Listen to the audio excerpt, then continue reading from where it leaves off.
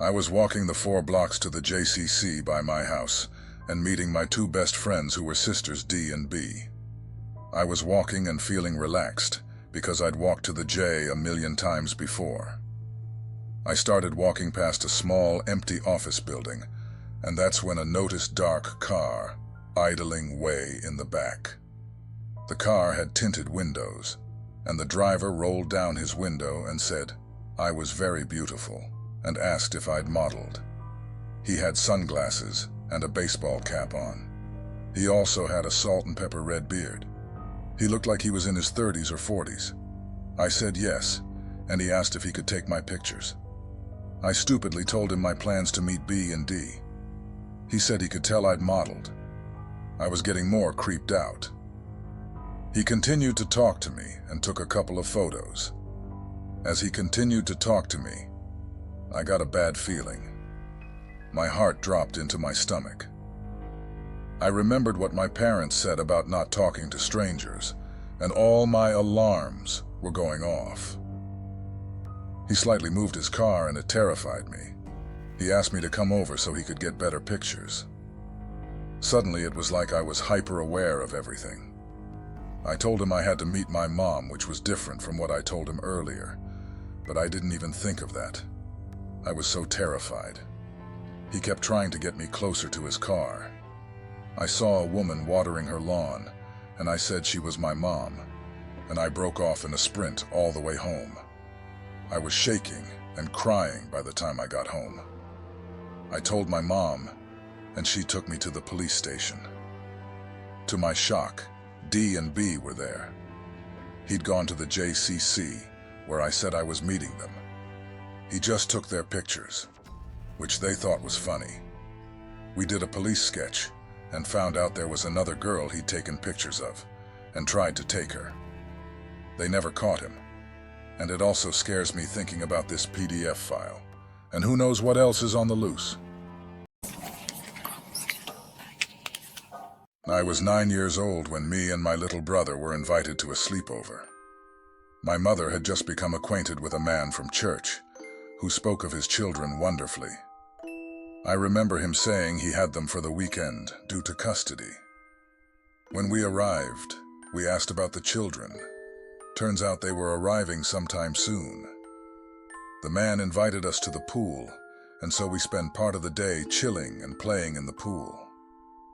When the sun went down, we decided to head back in and take a shower. I made sure to stick by my baby brother while the man was in the living room. I didn't trust the man for some reason. I remember thinking about the children. I don't remember seeing any kid pictures or anything, not even on his phone's background. I think by then it was clear there were no children coming. No children ever existed. I remember there was a Wii we spent most of the night playing, but no children were ever seen. I don't remember much after that, other than telling my mom we never saw any children. Of course, she was spooked and never left us alone at church ever again. And we never saw that man ever again. This happened years ago, and now I'm a 19-year-old boy, reliving the memories of the man with no children, inviting us for a sleepover. My brother and I was driving between 2 medium-sized cities late one night a couple of weeks ago. We live in Sweden, so it was pitch black. On this stretch of the road, there is nothing but forest, and at this time of the night, the road is pretty empty. It's a kind of narrow road, without any space on the sides. It has low railings along the sides, and behind them, there are high fences to prevent wildlife. Suddenly, we see a person on the inside of the railing in our headlights, 10 meters in front of the car.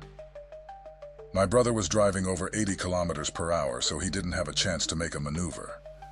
We drove by the person no more than half a meter in full speed. We were shocked, and after a few seconds, we both wondered what the hell that was. It happened so fast, but we agreed that it was a young woman dressed in black who was sitting in a strange way against the railing. Behind her, on the other side of the railing, stood a man in all black, hugging, holding her from behind with both arms. Behind them was the high fence, so how did they even get there? There were no cars nearby, and there wasn't even anywhere to stop with a car. After a minute, we decided to call the police. They asked us to turn around to see if they were still there. We got back, but unfortunately, they were gone. The police came and started searching with headlights, and we continued driving home. My brother and I were shaken, and this still haunts me. What was the deal with these people? Did the guy hold the girl so she wouldn't run out in front of our car? Did the woman try to escape from the man? The only possible way forward for them was into the forest, without lamps in the cold, far away from any houses. In retrospect, it's easy to be wise, and of course, we should have stopped at once. 19F study in a university. During the semester, I noticed that someone had been checking off my own attendance on our class sheet. I didn't know anyone at all, so I couldn't shake the feeling I was being watched. A week later, a guy sitting in front of me started talking to me, and he seemed friendly. Eventually, he asked for my contact info, claiming he needed help with classwork, and I gave it to him. After that, he started spamming messages, stickers, and videos in class. Whenever he noticed I left him on red, he would turn around to check if I was on my phone to respond. He'd also track when I was last online, and would shoot looks to get my attention. Strangely, he would browse my profile pictures, selfies of me with friends, and stare blankly at them, not typing anything, just frozen. I'd tell him I needed to focus, but it didn't stop him from spamming anyway. He purposely angles his screen so that I can see everything he's doing, and it's creepy seeing how obsessively he monitors our chat. He's also starting to ask for hugs. A couple of days ago was my last class, this year, with him. I saw that the pen ink used to check off his name was the same color used for mine on the attendance sheet. So I put two and two together, and I'm pretty sure it's him all along. I just talked to him, and he denies it. But if he is telling the truth, this situation is even weirder. His behavior has only been limited to class hours, so I just want to know if I'm being unnecessarily creeped out. I was physically followed at my previous job, and it made me really wary since then. Just want to know if maybe he's just socially awkward, and after a while, he'll stop. He's going to be in the same class as me next year, too. My family and our friend, one male, two females, our kid, and newborn, just went on a walk through a trail near our friend's dad's house. What was supposed to be a nice outing started to get strange when a group of what felt like 40, but was probably more like 20, walked past us, most of them wearing the color white. We just think this is strange, but continue through the path anyways. Then they all, instead of leaving, decide to turn around and start catching up and walking behind us. I've walked this trail often enough to know the general area. We get a bit spooked amid their group's excitement and decide to walk into a path that's not really a trial, but we can hide behind. We wait for a bit, heart racing, and I hear a small group on a path above us that would have ended up leading them to cutting us off halfway through the trail. I specifically heard them say something in a questioning manner about the 4 of them.